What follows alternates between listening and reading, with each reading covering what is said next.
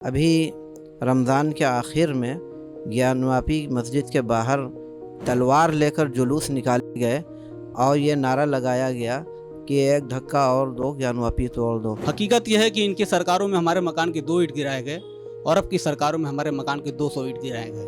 बस फर्क ये है। इस चुनाव में मान लेते हैं कि ये चुनाव 2014 का होता, 24 का नहीं, तो मुद्दे कुछ और होते, पढ़ाई लिखाई के होते, नौकरी के होते, रिप्रेजेंटेशन के होते। लेकिन आज ये है कि बुलडोजर मेरे घर पे मत लाइए, मुझे बस अपनी नमाज पढ़ लेने दीजिए, मुझे जी लेने दीजिए, मेरी हत्या मत कीजिए। लोग निकले हैं इनकी खिलाफ। रोजगार की लोग मांग कर रहे हैं, हेल्थ सर्विसेज की मांग कर रहे हैं, लोग नौकरियों की बात कर रहे हैं। इंस्टीट्यूशन को अगर आप देखें तो आरएसएस का गढ़ हो गया है। इन 10 सालों में कोई उनके पास मुद्दा नहीं है, कोई ऐसी चीज़ नहीं है, तो अब इन्होंने ऐसी चीज़ों को इख्तियार करना शुरू कर दिया कि शायद इसी के ज़रिए हमारी कुछ नैया पार हो जाए। ऐसी नफरत अंगेज ज़बानें निकलती हैं, सुनकर एक बार दिल रो देता है कि हम हिंदुस्तान ही में हैं। जिसे हमारे पुरखों ने सींचा था, क्या उसी हिंदुस्तान में हम? अब तो हद इस बात में आ गई है, वो कहते हैं भैंस खोल देंगे, ज्यादा बच्चे पैदा करने वाले। जब आप ये सुनते हैं सब बातें, तो मैं एक जर्नलिस्ट के तौर पर खुद तो महसूस करती हूँ कि ये एक तरह से पूरा जो डिस्कोर्स है उसको नीचे लेके जा रहे हैं, विमर्श को नीचे लेके जा रहे हैं। 2007 के इलेक्शन को आप देखिए, यूपी स्टेट के 64 विधायक जीत कर आए थे, 64 to 65 मैंने काउंट किया था।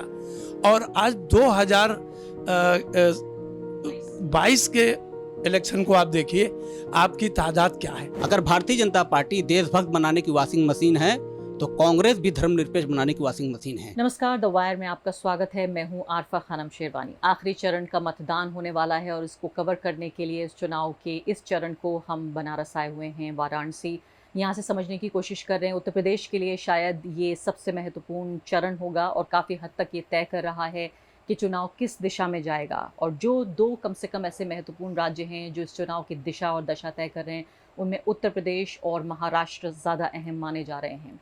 उत्तर प्रदेश में इस वक्त जिस तरह से ये चुनाव शुरू हुआ था, पहले फेज से ही जिस तरह की पूरी दशा और दिशा नज़र आ रही थी, पूरी तरीके से पलटता हुआ ये चुनाव नज़र आ रहा है। इसको मैंने वाराणसी में भी पिछले 48 घंटे के दौरान इसको महसूस किया है।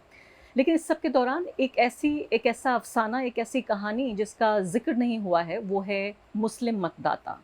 ये भाजपा, कांग्रेस, समाजवादी पार्टी और तमाम जो क्षेत्रीय पार्टियां हैं, उन सब का चुनाव तो है, लेकिन वो 20 करोड़ लोग पूरे भारत के और साथ ही उत्तर प्रदेश के 5 करोड़ से ज़्यादा जो मतदाता हैं, उनके बारे में आखिर कौन बात करेगा। इस बार जो भाजपा और हिंदुत्व का दबाव है, उसके तहत जो धर्मनिरपेक्ष पार्टियां कहलाती हैं, सेक्युलर पार्टियां, उन्होंने भी इतने कम सीट और इतने कम टिकट्स दिए हैं मुसलमानों को कि वो बीजेपी तो जो मार देती है वो देती ही है, लेकिन सेक्युलर पार्टियों के हाथों भी मुसलमान, उनका रिप्रेजेंटेशन, उनकी नुमाइंदगी बहुत चोट खा रही है।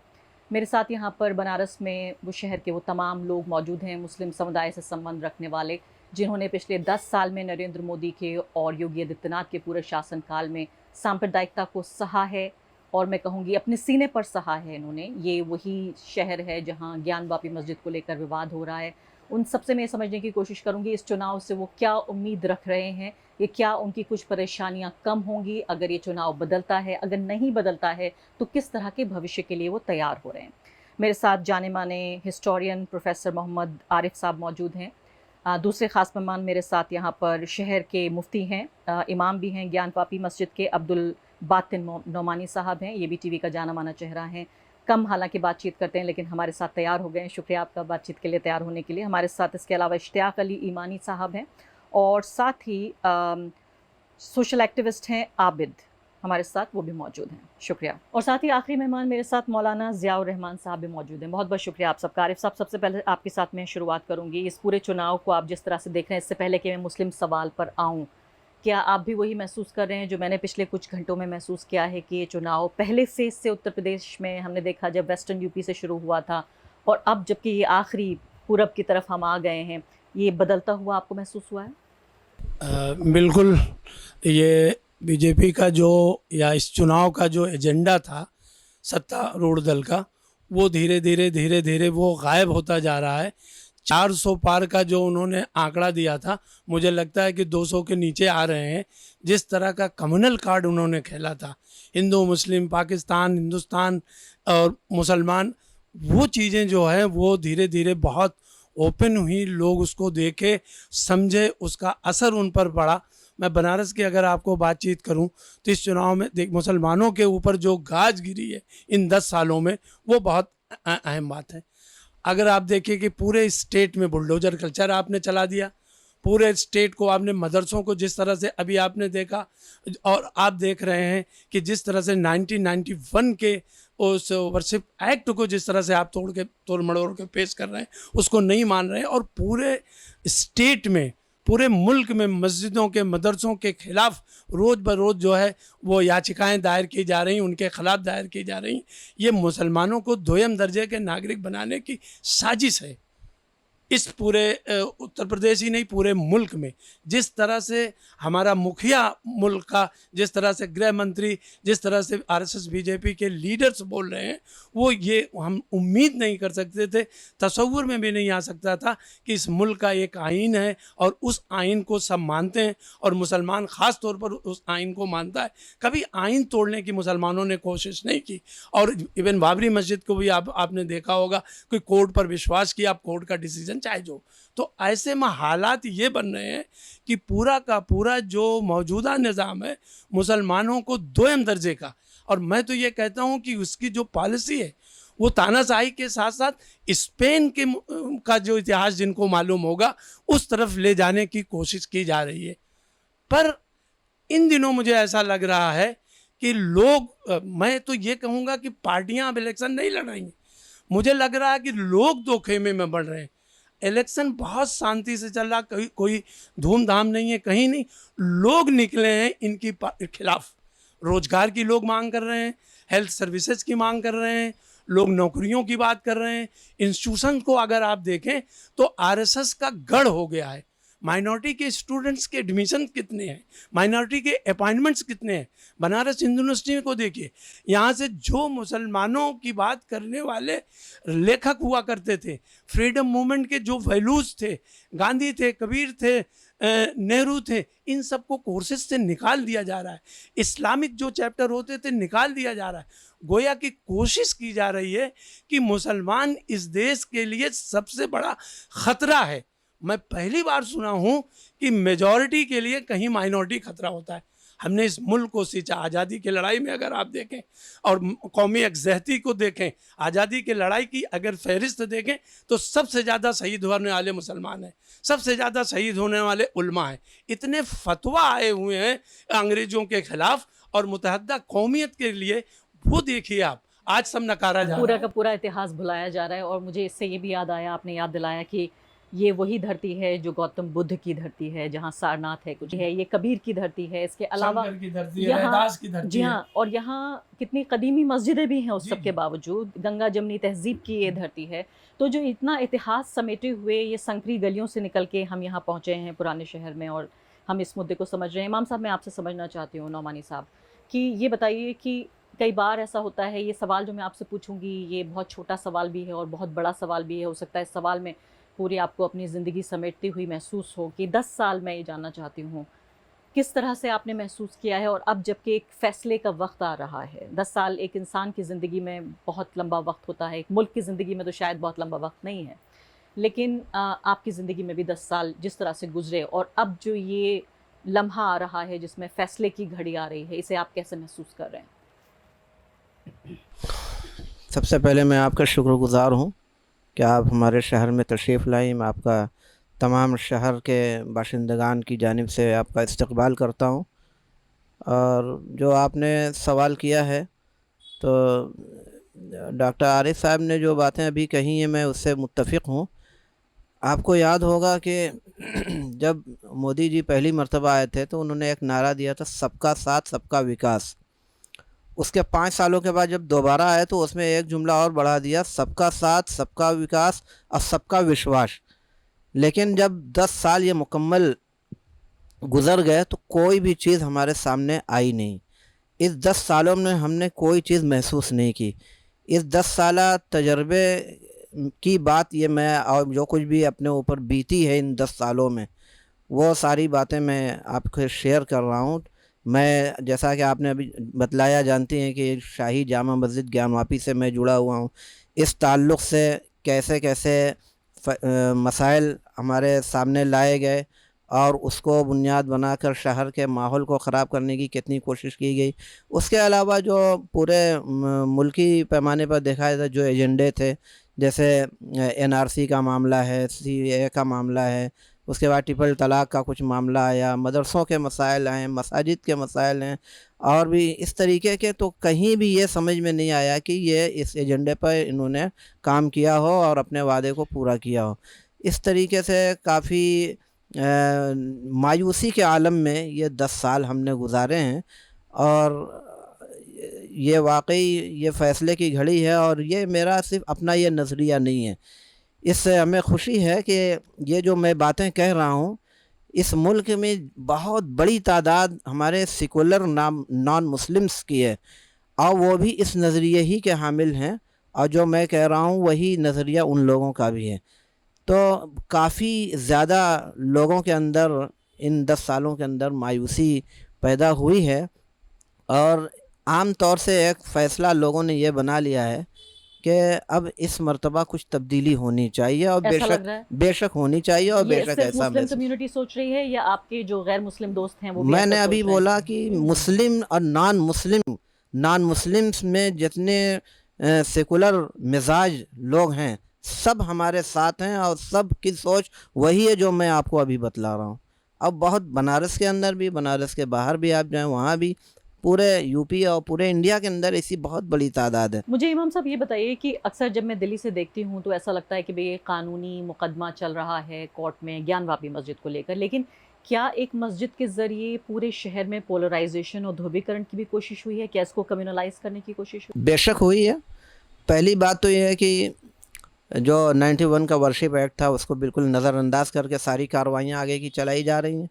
उसके बाद भरपूर कोशिश चल रही है कि उसको बेस बनाकर पोलराइज किया जाए और हमें अफसोस के साथ कहना पड़ रहा है कि इस घटिया अमल को करने में कोई आम नेता या कोई आम गैर मुस्लिम ऐसे लोग शामिल नहीं, बल्कि वो लोग जो मुल्क के या सूबे के मुखिया कहे जाते हैं वो अपनी बातों में इस तरीके की बातें। पहली बात तो ये कि जो चीज़ का मुकदमा अभी सुप्रीम कोर्ट में और सारी कोर्टों में चल रहा है, अभी ज़ेर समाअत है, इन सारी चीज़ों के बावजूद किसको ये ज़ेब देता है या किसके लिए ये मुनासिब है कि उसमें अपनी तरफ से कोई ऐसी बात कहे। लेकिन अफसोस के साथ कहना पड़ता है कि सूबे का मुखिया जो इतनी अहम अपने मनसब के ऊपर कायम है वो इस तरीके के गैर जिम्मेदाराना बयानात दे रहा है। और दुख इस होता है तरीके आपको जब वो कहते हैं कि भाई देखिए ये मंगलसूत्र आपका बेच देंगे, मुस्लिम कम्युनिटी को दे देंगे, अब तो हद इस बात में आ गई है, वो कहते हैं भैंस खोल देंगे, ज़्यादा बच्चे पैदा करने वाले। जब आप ये सुनते हैं ये सब बातें, तो मैं एक जर्नलिस्ट के तौर पर खुद तो महसूस करती हूँ कि ये एक तरह से पूरा जो डिस्कोर्स है उसको नीचे लेके जा रहे हैं, विमर्श को नीचे लेके जा रहे हैं। एक मुस्लिम सिटीज़न के तौर पे भी मुझे काफ़ी अजीब लगता है, लेकिन एक पत्रकार के तौर पे शायद मेरी खाल मोटी है। आपको कैसा लगता है जब आप सुनते हैं इस तरह की बातें? नहीं, ये बहुत ही नाज़ेबा कलिमात है और बहुत ही नामुनासिब जुमले हैं ये। इस तरीके की बातें जो कही जाती हैं, एक ज़िम्मेदार आदमी इस तरीके की बातें जब बोलता है तो आम तौर से यही महसूस होता है कि एक कहावत आपने सुनी होगी, खसियानी बिल्ली खंबा नोचे।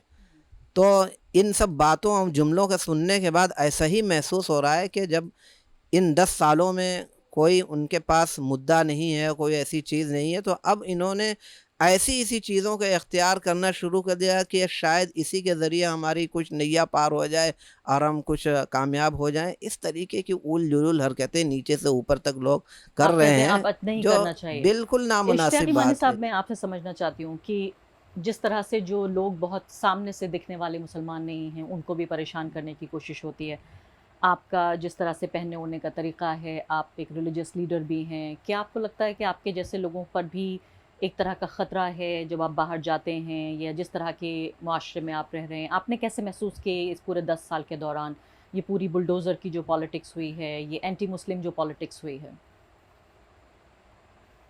देखिए, इस वक्त मुसलमान अपने लिबास में अगर चलता है तो अपनी जान को हथेली पर लेकर चलता है। लेकिन सबसे बड़ी चीज़ ये है कि हमारा तवक्कुल अल्लाह पे है और उस पे भरोसा करते हुए हम इस लिबास में चलते हैं। लेकिन इस वक्त जो देश और मुल्क का मुखिया है, जो इस मुल्क को जैसे चलाना चाहिए वैसे नहीं चला रहा है, और जो उसकी नीति है जिस अंदाज से वो चला रहा है, ऐसा लगता है कि वो दुरुखी काम कर रहा है, एकतरफा काम कर रहा है। एक को बहुत बढ़ावा दे रहा है, दूसरे को दबाने की कोशिश कर रहा है। हिंदू मुसलमान के अभी मैंने एक क्लिप देखी जहाँ पे ये मैदागिन चौराहे पे एक मुसलमान को पकड़ा और उसके बाद उसको जय श्री राम और जय श्री राम का नारा लगाने की फरमाइश की। तो ये सब चीज़ें और वो मीडिया में है, क्लिप है, लोगों ने देखा, लेकिन उन ऐसे लोगों पर कोई कार्रवाई नहीं की जाती। अगर इसी के मुकाबले में अगर कोई मुसलमान कुछ बोल देता है, अपने हक का मुतालबा करता है, तो उसके ऊपर उल्टा केस लागू कर दिया जाता है और उसको गलत केसों में फंसा दिया जाता है। तो ऐसा मुखिया को और जिन चीज़ों पर इन्हें काम करना चाहिए था उन चीज़ों पर उन्होंने काम नहीं किया। जैसे पढ़ाई को लेके इन्होंने पढ़ाई की बहुत महंगाई कर दी और चाहते हैं कि ये इल्म है और इसको ख़त्म भी कर दिया जाए। और इक्तिसादी जो कारोबारी सिलसिला है, ख़ास तौर से मुसलमानों का जो कारोबार है उसे जब तोड़ने की कोशिश की गई है। हालांकि बनारस में हम देखें कि साड़ी का जो कारोबार होता है इससे सभी जुड़े हुए हैं, ये सिर्फ मुसलमानों का कारोबार नहीं है। आप देखें मुसलमान से ज़्यादा इसमें हिंदू भाई हमारे शरीक हैं, तो इसमें दोनों परेशान हैं। लेकिन ये बताइए कि जो मुसलमानों के मुद्दे इस 10 साल से पहले हुआ करते थे, क्या मुद्दे भी बदल गए हैं? पहले बात हो रही थी कि हमें नौकरी ज़्यादा चाहिए, हमारे बच्चे ज़्यादा पढ़ लिख जाएं, या हमें बेहतर घर चाहिए, या ज़मीन की हिस्सेदारी चाहिए, या खेती किसानी की बातचीत होती थी, पॉलिटिक्स में पार्टिसिपेशन की बात होती थी। आपको लगता है कि 10 साल में मुद्दे ही बदल गए हैं? देखिए, हर अच्छा इंसान वो पढ़ना चाहेगा और इन्हें चाहिए कि चाहे मुस्लिम हो चाहे हिंदू हो, अगर वो पढ़ना चाहता है तो उसकी पढ़ाई को ये आसान करें, ये ना देखें कि ये मुसलमान है कि हिंदू है। अब इस मैं आपसे जानना चाहती हूँ, आप एक युवा हैं और आप मुस्लिम नाम के साथ जब चलते हैं इतने कम्युनल एनवायरनमेंट में, स्कूल कॉलेज में जब बात होती है, आप जॉब के लिए जब आगे जाते हैं, तो ये मुझे बताइए कि फ़िलहाल जिस तरह का माहौल 10 साल में हुआ है वो तो मैं आपसे जानना चाहती हूँ, लेकिन अभी जो आम युवा है, ख़ासकर जो मुस्लिम युवा है, उसकी सोच क्या है इस वक्त चुनाव के वक्त और ये जो पूरी फैसले की घड़ी है इस वक्त? देखिए, पूरी देश की शौक़ ये है, जो धर्मनिरपेक्ष अवाम है, सेकुलर लोग हैं, कि किसी तरीके से जो बुरे लोग हैं, डकैत लोग हों, इस देश की सत्ता से दूर जाएं, ये लोग किसी तरह चले जाएं। उसके बाद जिन लोगों ने हमारे साथ जो पुरानी बातें हुई, आज ये देखिए कि आप हमें कोई हमारा रिश्तेदार नहीं है। ख़ास तौर से हम मुसलमान होने के नाते से बात बोल रहे हैं कि जो जीतेगा हमारा चाचा नहीं होगा, जो हारेगा हमारा मामू नहीं होगा। बीजेपी हराने के आड़ में इस हद तक हमें पहुंचा दिया गया कि हमारी राजनीतिक हत्या कर दी गई, मुस्लिम कम्युनिटी की राजनीतिक हत्या कर दी गई, हमारी लीडरशिप ख़त्म की गई है, सेकुलर पार्टियों ने ख़त्म किया है। और मैं ये चीज़ बहुत जिम्मेदारी से कर रहा हूँ कि भारतीय जनता पार्टी देश बर्बाद करने की जिम्मेदार है, लेकिन मुसलमानों को बर्बाद करने की जिम्मेदार सेकुलर पार्टियां हैं, जिन्होंने 70 साल से हमारा वोट लिया। अगर हमने अपने घर की चाबी आपको पकड़ा के रखी तो मैं बाहर वालों से सवाल नहीं करने जाऊंगा। 70 सालों से हमने सेकुलर पार्टियों को वोट दिया। हकीकत यह है कि इनकी सरकारों में हमारे मकान के 2 ईंट गिराए गए और अब की सरकारों में हमारे मकान के 200 ईंट गिराए गए, बस फ़र्क ये है। और आप देख लीजिए, जो इन्होंने आज जो जहर उगला जा रहा है, पूर्व 100 कांग्रेसी सांसद भारतीय जनता पार्टी में जो हमारे खिलाफ जहर उगल रहे हैं। और रह गई बात बनारस की, तो बनारस के अंदर नहीं, इसके अलावा चूंकि आप इस मुद्दे पे हैं तो मैं आपसे ये भी जवाब ले लेती हूँ। मैं अभी मौलाना साहब से, इमाम साहब से भी पूछ रही थी कि जब इस तरह के बयान नरेंद्र मोदी, आदित्यनाथ देते हैं, हेमंत विश्व शर्मा देते हैं, जहरीले लोगों की तो कोई कमी नहीं है बीजेपी आरएसएस में, आपको लगता है क्या सेक्युलर पार्टियाँ इसको काउंटर कर पाती हैं? क्या कोई जवाब दे पाती हैं जब ये इस तरह के कम्युनल रिमार्क्स आते हैं इन बड़े बड़े बीजेपी नेताओं से? आप ये देखिए, सेकुलर पार्टियां ये हमें डरा के उठ लेती हैं कि बीजेपी आ जाएगी, लेकिन मुसलमान सब लफ्ज का यम नहीं बोलना पसंद करते ये लोग। आप इसकी सोचिए, ये बड़ी साजिश है। अब डर कुछ नहीं है इनको। हम लीडरशिप में आ जाएंगे, इनके सामने बात करने लगेंगे, हमें लीडरशिप चाहिए, हमको वहाँ पे हमें संख्या चाहिए अपनी। आज आजम खान साहब अंदर हैं, पूरे चुनाव में कहीं आजम खान का जिक्र है? देख लीजिए कहीं आप। आजम खान का कसूर क्या था कि आजम खान मुसलमान नौजवानों को कलम पकड़ाने की बात कहा आजम खान ने। और यहाँ पे जो अपराधी और मवाली हैं वो सत्ता में बैठे हुए हैं, उन पे विपक्षी पार्टियाँ क्यों नहीं बोलती? आज उत्तर प्रदेश के अंदर चुन चुन के मुसलमानों को अपराधी के नाम पर, माफिया के नाम पर मारा जा रहा है, लेकिन भारतीय जनता पार्टी का बनारस का एक कुख्यात अपराधी है जिसको भारतीय जनता पार्टी के इलेक्शन में और मंचों पर स्टार प्रचारक बना के घुमाया जा रहा है, जो प्रधानमंत्री जी का बड़ा चहेता है, रक्षा मंत्री जी का बड़ा चहेता है। तो ठीक है, भारतीय जनता पार्टी वो कह रही है, लेकिन सेकुलर दल का स्टैंड उस पर क्या है? मैं तो ये पूछना चाहता हूँ, कहीं उसका नाम का जिक्र करते हैं? बहुत बड़ी गैर जिम्मेदारी इन सेकुलर पार्टियों की है, जिन लोगों ने इनके पंजों को मरोड़ने का काम नहीं किया। ज्ञानवापी मस्जिद के बाहर किस तरह के नारे लगाए जा रहे हैं? मुल्लों का किस्तान, कब्रिस्तान या पाकिस्तान, एक धक्का और दो, ज्ञानवापी मस्जिद तोड़ दो। कोई सेकुलर पार्टी यहाँ बोली 10 सालों तक? सिर्फ हमारा वोट इसलिए चाहिए कि बीजेपी को हराना है। हम बीजेपी को हरा के भी क्या करेंगे? क्या एग्रीमेंट है आपका कि आपका कैंडिडेट नहीं भागेगा? हमें तो ईवीएम का डर नहीं है, हमें ईवीएम के अलावा वोट देने का भी डर है कि हमने पंजे को वोट दिया और वो वोट लेके चला गया भारतीय जनता पार्टी में। जैसे बनारस के अंदर देख लीजिए, पूर्व कांग्रेसी बड़े सेकुलर नेता राजेश मिश्रा भारतीय जनता पार्टी में चले गए। मुसलमानों ने शालिनी यादव को वोट दिया, वो भी भारतीय जनता पार्टी में चली गई। अब मुसलमान वोट दे रहे हैं मजबूरी में कांग्रेस को, उनका भी कोई चलाने का नहीं है, कहाँ जाएंगे? तो हमें तो ये समझ में नहीं, हमें तो दो तरफ के लोगों से लड़ना है। लेकिन सेक्युलर पार्टियां ये कहती हैं कि अगर हम मुसलमान को टिकट देते हैं तो हिंदू वोट पोलराइज हो जाएगा, वो भाजपा में चला जाएगा। तो वो क्यों नहीं वो यही कह दें कि मुसलमानों को वोट नहीं चाहिए, हमको लड़ लो चुनाव, उनको अगर उनको वहाँ से वोट मिल रहा हो। मतलब आप ये कह रहे हैं उन्हें ये खतरा मोल लेना चाहिए? अगर पोलराइजेशन होता भी है। आप एक साजिश देखिए, आप राम मंदिर आंदोलन के दरमियान में जो शिवसेना थी वो किस तरह से रोल अदा की, लेकिन आज शिवसेना कांग्रेस पार्टी के साथ मिलकर सेकुलर हो गई। लेकिन बदरुद्दीन अजमल को गठबंधन में नहीं लेंगे क्योंकि मुस्लिम लीडरशिप को रोकना है। अगर भारतीय जनता पार्टी देशभक्त बनाने की वॉशिंग मशीन है तो कांग्रेस भी धर्मनिरपेक्ष बनाने की वॉशिंग मशीन है। जो भी आ जाता है धर्मनिरपेक्ष हो जाता है। एकदम जो भी कांग्रेस में आए धर्मनिरपेक्ष हो जाएगा। कितना बड़ा दंगाई रहा हो, कुछ भी रहा है, कांग्रेस में आएगा धर्मनिरपेक्ष हो जाएगा। लेकिन इस वक्त हमारे हालात ये हैं कि बुरों में कम बुरा कौन है उसे चुन लिया जाए। कम से कम इनके यहाँ लोकतांत्रिक व्यवस्था तो रहती है, सवाल तो कर सकते हैं इनसे, अपनी मांग। बुलडोजर तो बात नहीं होती, बुलडोजर का राज नहीं होता, कम से कम जेलों में नहीं जाते, दंगे नहीं होते। जी, इनकी सरकारों में लोकतंत्र की हैसियत। सवाल इश्तियाक साहब से भी पूछना चाहती थी, जो आपसे मैं बात करूंगी, क्योंकि आप एक तरह से जवान हैं, जवान खून है और बोल रहे हैं अपनी बात ईमानदारी से। मैं समझती हूँ कि हर वो इंसान जो यहाँ बैठा है ख़तरा मोल लेकर बोल रहा है, इस बात को मैं अच्छे तरीके से समझती हूँ और मैं बहुत इस बात की इज़्ज़त और तारीफ़ भी करती हूँ कि आपके जैसे लोग बोल रहे हैं और उम्मीद है कि आप सेफ़ रहें, महफूज रहें। लेकिन जो मुद्दे हैं क्या मुसलमानों की, वो भी बदले हैं। मैं यही भी समझना चाहती हूँ कि इस चुनाव में, मान लेते हैं कि ये चुनाव 2014 का होता, 24 का नहीं, तो मुद्दे कुछ और होते, पढ़ाई लिखाई के होते, नौकरी के होते, रिप्रेजेंटेशन के होते। लेकिन आज ये है कि बुलडोज़र मेरे घर पे मत लाइए, मुझे बस अपनी नमाज़ पढ़ लेने दीजिए, मुझे जी लेने दीजिए, मेरी हत्या मत कीजिए। बस इस बात का एग्रीमेंट हो जाए कि मुझे जीने का अधिकार मिल जाए इस देश में, और कोई मुद्दा ही नहीं बचा हमारे पास।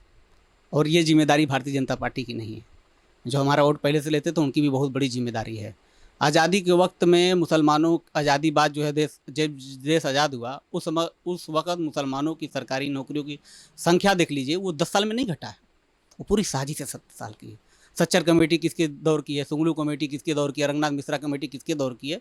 अलग सी बात है कि ज़रूरत है कि देश के हालात बदलने चाहिए, सरकारें बदलनी चाहिए, जिनसे हम सवाल कर रहे हैं। लोकतांत्रिक व्यवस्था तो होती है कम से कम सेकुलर सरकारों में, कम से कम इतनी बस ये गारंटी है। जी जी। मौलाना ज़िया, मैं आपसे समझना चाहती हूँ कि इस पूरे मुद्दे को हम अगर देखें और मुस्लिम समाज के मुद्दे देखने की हम कोशिश करें, तो आप ये बताइए कि क्या, जब भी मैं बात करती हूँ बीजेपी के नेताओं से कि भाई भेदभाव होता है, अभी मैंने शाहनवाज हुसैन का भी इंटरव्यू किया था, बिहार में गई थी, तो उनका कहना था कि भाई देखिए 80-82 करोड़ लोगों को भारत की सरकार राशन दे रही है, वो तो नहीं पूछते कि इसमें राशन देने में हम मुसलमानों को नहीं देंगे। हमने यहाँ पे जनधन योजना शुरू की है, हमने प्रधानमंत्री आवास योजना शुरू की है, सरकार की इतनी स्कीमें हैं, सब फल फूल रहे हैं, मुसलमानों के साथ तो कोई भेदभाव नहीं होता। इसका क्या जवाब होगा? एक अहम मकाम पर बैठने के बाद हर अधिकारी हो या हमारे वज़ीर आज़म हो या वज़ीर आला हो, उनका एक ही मकसद होना चाहिए कि हम इस मुल्क के सेकुलरिज़म में के प्रधानमंत्री हैं या वज़ीर आला हैं। तो जो हम सेकुलरिज़म से के तहत हैं तो उसके हिसाब से तो चाहे उसमें मुसलमान हो, चाहे उसमें हिंदू हैं या कोई भी कौम हो, उस निज़ाम के मुताबिक हमें राशन भी मिल रहा है सब कुछ, लेकिन सिर्फ राशन दे देने से हमारे मसाइल हल नहीं हो जाएंगे। लेकिन वो कहते हैं डिस्क्रिमिनेशन दिखाइए हमें, हम कहाँ कहाँ भेदभाव कर रहे हैं हम। इनके साथ जो आप एक अहम मकाम पर बैठे हुए हैं, उसके बाद कभी आप ये कह देते हैं कि इनको लाइएगा तो इन आपके ये मंगलसूत्र वगैरह को बेच देंगे। ये सब ऐसी जो हैं लोगों के अंदर नफ़रत पैदा करती हैं।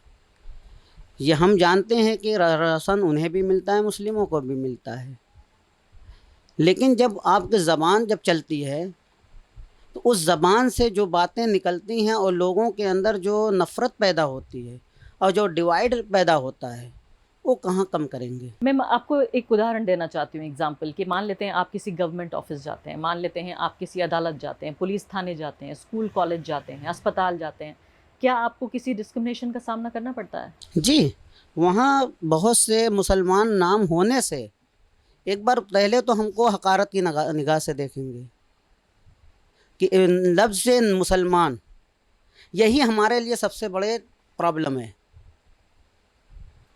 उनको निगाह से ये है कि हमारे स्कूल या किसी जगह मुसलमान को आना नहीं चाहिए। कहीं उनकी मजबूरियां हो जाती हैं जो रखने की। कभी हम ट्रेनों पर सफ़र करते हैं तो उनमें जो उनकी ज़बानें हैं, ऐसी नफ़रत अंगेज़ ज़बानें निकलती हैं, सुनकर एक बार दिल रो देता है कि हम हिंदुस्तान ही में हैं, जिसे हमारे पुरखों ने सींचा था, क्या उसी हिंदुस्तान में हमें। और फिर खामोश रहते हैं आप सुन के। अब उस वक्त मजबूरी है, अगर उनसे कौन लड़ने जाएगा। ऐसे ही हिंदुस्तान में हम 20% हैं, वो 80% से लड़ने कौन जाएगा। ये बढ़ी हैं ये चीज़ें पिछले दिनों में? जी, या पहले ये भी 10 होता था नहीं, भेदभाव? ये बहुत कम था। जैसे आपको 5%, ये अब 90% हो गया है। इतना फ़र्क आया है? जी, पहले भी ये थे, ऐसे नफ़रत अंगेज़ फैलाने वाले थे, लेकिन उनकी तादाद बहुत कम थी। और पुलिस उन्हें रोकती थी, अदालतें थीं हाँ जी, जिन्हें सज़ा देती थी। जी, और ख़ासकर आपके जैसे लोग जो कि विजिबल मुस्लिम्स हैं, जो सामने दाढ़ी टोपी, मतलब आपको ये बताने की ज़रूरत नहीं है कि आपका नाम क्या है। आरिफ साहब, मैं आपकी तरफ आना चाहती हूँ। मुझे बताइए प्रोफेसर आरिफ कि ये जो सेक्युलर पार्टियों का, देखिए चुनाव का नतीजा जो होगा वो होगा, वोट हो जाएगा 2-3 दिन बाद। जो भी बनारस की जनता और ये पूरा पूर्वांचल तय करेगा वो होगा, लेकिन बहुत सारे मुद्दे चुनाव के बाद भी बचे रह जाते हैं। और ऐसे कौन से मुद्दे हैं जो दिल पर भारी रहेंगे मुस्लिम समुदाय के? एक ऐसे स्टेट में रह रहे हैं यहाँ पर जिसमें धड़ल्ले से मुख्यमंत्री तमाम तरह की मुस्लिम विरोधी बातें करते हैं, और अब तो हमने देखा कि एक जो स्टार कैंपेनर नरेंद्र मोदी का जो विकराल रूप नज़र आया, साफ तौर पे ऐसा लगा कि पूरा ये इलेक्शन ही सिर्फ एंटी मुस्लिम मुद्दे पे वो जीत लेना चाहते हैं। ऐसे में उनकी बात तो मैं अक्सर करती रहती हूँ, ऑपोजिशन की बात बहुत कम होती है। आपको लगता है कि ये रिस्क ऑपोजिशन को लेना चाहिए था, रिप्रेजेंटेशन देना चाहिए था? आप ये देखिए ठाकुर समुदाय के लोग सड़कों पे उतरे हुए हैं, छोटी सी तादाद है उनकी, लेकिन रिप्रेजेंटेशन चाहिए। छोटी-छोटी 2-2, 3-3% वाली पार्टियां उत्तर प्रदेश में अपना मुख्यमंत्री मांग रही हैं, लेकिन यहाँ 18-20% वाले लोग कुछ कह नहीं पा रहे हैं। ऐसे में क्या घुटन महसूस होती है? आपको लगता है कि ज़्यादा बहादुर होना चाहिए ऐसे वक्त में, या मान लेते हैं कि थोड़ा अभी खामोश रहना चाहिए और इस आंधी को गुजर जाने दें? देखिए, खामोशी हमने लंबे समय से अख्तियार की कि शायद हमारे हालात अब बदलें, अब बदलें, अब बदलें, और वो बदले नहीं। दिन ब दिन बद से बदतर होते गए। इसमें वाकई सेकुलर पार्टियों से भी बहुत शिकायत है। और आज का जो मौजूदा सिनेरियो हो उत्तर प्रदेश में, 2007 के इलेक्शन को आप देखिए, यूपी स्टेट के 64 विधायक जीत कर आए थे, 64 to 65 मैंने काउंट किया था। और आज 2022 के इलेक्शन को आप देखिए, आपकी तादाद क्या है। तो हम जिन्होंने ज़िंदगी भर पुश्तों के आधार पर इस बात को उम्मीद किया कि मुल्क हमारा है, हम मुल्क के हैं, मुल्क की लड़ाई लड़िए, आज दोयम दर्जे की बनाने की कोशिश की जा रही है। तो हमारे लिए ये फिक्र की बात है। और ये रोल इसमें सेक्युलर पार्टियों का, ये सेकुलर पार्टियों की खामोशी, ये बहुत बड़ा रोल है। लेकिन राहुल गांधी कहेंगे कि भाई ऐसे वक्त में जबकि पूरे मुल्क में जहर बोया जा रहा था, पूरा भगवा एक तरह से जो एक खौफ का पूरा मंजर था, ऐसे वक्त में वो हज़ारों किलोमीटर की यात्रा पर निकल गए और वो मुल्क का सोशल फैब्रिक बचाने की ही उनकी ये यात्रा थी। तो क्या आप इस आर्ग्यूमेंट को मानेंगे? नहीं, मैं राहुल गांधी के एफर्ट का तारीफ करता हूँ। मैं उनसे दो बार मिला हूँ, दोनों यात्रा में उनके साथ लंबा वक्त गुजारा हूँ। उनकी नीयत ठीक है, पर ना अभी उनके पास स्ट्रक्चर ही नहीं है। एक आदमी अगर नीयत ठीक है उसकी, बाकी उनकी पार्टियों में भी आप देखिए कि सब के सब लीडर भाग ले रहे हैं, सब चले जा रहे हैं। आपके लीडर्स की सेकुलरिज्म या कॉन्स्टिट्यूशनल डेमोक्रेटिक वैल्यू की ट्रेनिंग कितनी है? आपने उनको कितना सिखाया, कितना पढ़ाया? राहुल गांधी का एफर्ट बहुत अच्छा है। राहुल गांधी के जैसे अगर कुछ काम करना शुरू कर दें लोग तो ठीक है। मतलब एक तरह का सोशल मूवमेंट उन्होंने शुरू किया और अभी भी हम इस तरह से देख रहे हैं। मतलब मैं ये बहुत ये गंभीर सवाल आपके सामने उठा रही हूँ, उसके बावजूद भी मेरे दिल के एक कोने में कहीं ना कहीं ये भी एक तरह का संतोष है कि जो ये देश बनाने की कोशिश कर रहे थे, आज इस इलेक्शन के ख़त्म होते होते ऐसा नहीं लगता कि इतना ख़तरनाक माहौल है? हाँ, नहीं, जब शुरू हुई, जो ये लड़ाई शुरू हुई, नफरत से शुरू हुई, और वो नफरत शुरू में तो बढ़ी, और नफरत के सौदागर हैं, नफरत बढ़ाते हैं, लेकिन धीरे धीरे नफरत ढली, खामोश हुई। और आज इस वक्त जहाँ हम खड़े हैं, जिस मौके पे, नफरत इनकी काम नहीं है। राम मंदिर आंदोलन काम नहीं आया इनका, जो हिंदू मुसलमान पाकिस्तान जाने का आंदोलन काम नहीं आया, कश्मीर आंदोलन काम नहीं आया, हिम्मत नहीं है पार्टियां अपने कैंडिडेट खड़े कर सकें। लेकिन एक जो बुरा खतरा मैं देख रहा हूं, जो अक्सर मैं कहा करता था कि ये जो स्टेट एजेंसी हैं जिनको चलाने का दायित्व तो पूरे या लॉ एंड ऑर्डर मेंटेन करने का, ये इन 10 सालों में पूरी तरह कम्युनल हो गई। कम्युनल ना कहें बल्कि एंटी मुस्लिम हो गई। इन्हें ये ट्रेंड कर दिया गया। और आज आप जो आपके लिबास की बात करें, आज तो हम कपड़ों से लोग पहचान रहे हैं, हमें आज कपड़ों से पहचान रहे हैं। तो नफ़रत इस तरह इन्होंने बढ़ाया जो शायद 70 सालों में 60 सालों में नफ़रत नहीं थी। हमारी तरक्की नहीं थी, हम धीरे धीरे कमज़ोर हो रहे थे, पर हमें फ्रीडम था, हम अपनी धरना दे सकते थे, बात कर सकते थे। आप पूरा का पूरा धार्मिक उत्सव सड़कों पे करें, 2-2 सड़कें लेन बंद कर दें, और हम नमाज भी जुमा के दिन 1 घंटा 15 मिनट सड़क पे ना पढ़ सके और आपका खुला चले, ये क्या है? ये नफरत की पॉलिटिक्स का एकदम चरम है। और आप मुसलमानों को इसके जरिए डरवा लेना चाहते हैं, डराना चाहते हैं। और यही मुझे सेकुलर पार्टियों से शिकायत होती है कि यहाँ उन्हें खड़े होना चाहिए। वोट पॉलिटिक्स तो वैसे भी मुसलमान आपको देगा और ये कम्युनल फोर्सेस नहीं देंगे, लेकिन मुसलमान इस वक्त आपके साथ खड़ा होता अगर आप उसके साथ खड़े होते। जहां 20-20, 22-22 और 15-15 MP आते थे हमारे पास, हमें उम्मीद नहीं होती। कभी कभी विधानसभा 0 हो जा रही है, लोकसभा हमारी 0 हो जा रही है। नहीं, कई स्टेट तो ऐसे हैं कि जहां कांग्रेस ने एक भी कैंडिडेट खड़ा नहीं किया। महाराष्ट्र में एक भी कैंडिडेट नहीं है, कर्नाटका में एक कैंडिडेट है, और कई स्टेट ऐसे हैं जो जहां पिछले दिनों जिन्हें हम कहते हैं मुसलमानों ने जिन्हें सींचा, सर पे बिठाया, माइनॉरिटी कमीशन नहीं है। अभी आपने मौलाना आज़ाद एजुकेशनल सोसाइटी को भंग कर दिया, ट्रस्ट को, और आप एक आवाज़ नहीं मिली। कितने मुसलमान बच्चे स्कॉलरशिप में कितने परेशान। मेरी जानकारी में कई बच्चे हैं जो PhD में स्कॉलरशिप पाते थे, UGC नहीं उनको मिला और वो पढ़ रहे हैं, लिख रहे हैं, वो आज सड़क पे आ गए हैं। आप मदरसों की जिस तरह से जांच करा रहे हैं, संस्कृत स्कूल की नहीं जांच करा रहे हैं। आप मदरसों को जिस तरह से साइंटिफिक टेम्पर से दूर करना चाह रहे हैं, या पूरा एजुकेशन सेंटर सिस्टम को साइंटिफिक टेम्पर से दूर करना चाह रहे हैं। कॉन्स्टिट्यूशन ने इस बात की गवाही दी थी, इस बात का वादा किया था, साइंटिफिक टेम्पर को एजुकेशन में बरकरार रखा जाए। आज मुल्क को आप कुएं में ढकेल दे रहे हैं, वन साइडेड एक रंगा बनाने जा रहे हैं। इस सतरंगा समाज को, सतरंगी दुनिया को एक रंगा समाज बना रहे हैं, और मुसलमानों के साथ ये पूरी जो ये सरकारी रवैया है वो नाकाबिले बर्दाश्त है और ये नाकाबिले एतबार भी है। मुझे नहीं लगता कि हमारे पास कोई तराजू है, लेकिन अगर ऐसा कोई तराजू होता कि जितना ये ख़तरा महसूस होता था कि ये मुल्क और इसका पूरा जो सेक्युलर ट्रेडिशन है ये एकदम ख़त्म होने के कगार पर है, पूरी तरीके से जो हिंदू मुस्लिम नफ़रत को इतना बढ़ा दिया गया था, क्या आपको लग रहा है आज कि उतना नहीं है जितना शायद ये चाहते या इनकी मंशा होती, ये इन ताकतों की जो मेजॉरिटेरियन ताकतें हैं, कि जिस खतरनाक मोड़ पर, जिस खतरनाक गली में ले जा रहे थे इस मुल्क को? क्या मैं सही हूँ या आपको लगता है कि नहीं खतरा बढ़ा है? नहीं, ख़तरा बढ़ा हुआ है, ख़तरा बढ़ा हुआ है। जितने भी डिपार्टमेंट हैं सब में ख़तरा बढ़ा हुआ महसूस हो रहा है। आपको मैं यहाँ बनारस के जो प्रशासनिक अमला है, प्रशासनिक अधिकारियों का मैं एक मिसाल आपको देता हूँ कि किस तरीके से यहाँ पे काम होता है। अभी रमज़ान के आखिर में ज्ञानवापी मस्जिद के बाहर तलवार लेकर जुलूस निकाले गए और ये नारा लगाया गया कि एक धक्का और दो, ज्ञानवापी तोड़ दो। उस पर प्रशासनिक अधिकारियों को और वहाँ पे 24 घंटा बड़े अधिकारी रहते हैं, एक भी कार्रवाई उनके ख़िलाफ़ नहीं हुई।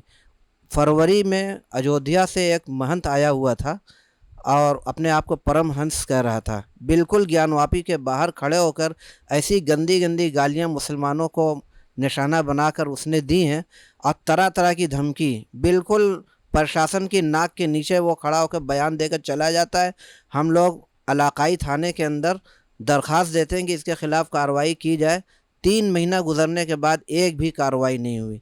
पिछले 1.5 साल पहले बग्गा नाम का एक आदमी जो सिख समुदाय से ताल्लुक़ रखता था, ज्ञानवापी मस्जिद को लेकर इतनी घटिया और इतनी ख़तरनाक बयानबाजी की थी कि अगर उसकी जगह कोई मुस्लिम होता तो न जाने उसके ख़िलाफ़ कैसी कैसी कार्रवाई और कितने उसको बुलडोज़र चला दिए, क्या क्या कर दिया गया होता।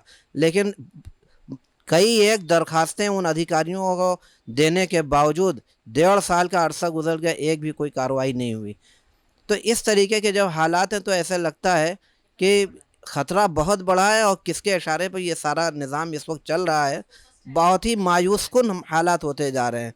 और हम ये अगर कहें कि ये सारी कार्रवाइयाँ मज़हब की बुनियाद पर ये कराई जाती हैं तो बेजा ना होगा कि ये सामने वाला किस मज़हब से ताल्लुक़ रखता है, उसी हिसाब से कार्रवाई होनी चाहिए। अब आप आखिरी सवाल आपसे मैं पूछना चाहती हूँ, इस इलेक्शन का जो भी नतीजा हो, जिस तरफ भी जो भी पार्टी जाए, एक यंग मुस्लिम मैन के तौर पर जो इस एक तरह का बराबर का हिस्सेदार है इस पूरी जमहूरियत में और हिंदुस्तान का जो भविष्य है, जो मुस्तकबिल है, उसमें आप किस तरह का हिंदुस्तान देखना चाहते हैं अपने लिए? मैं तो मौलाना आज़ाद राम प्रसाद बिस्मिल अशफाकुल्ला खान, नेहरू, गांधी, अम्बेडकर वाला देश देखना चाहता हूँ।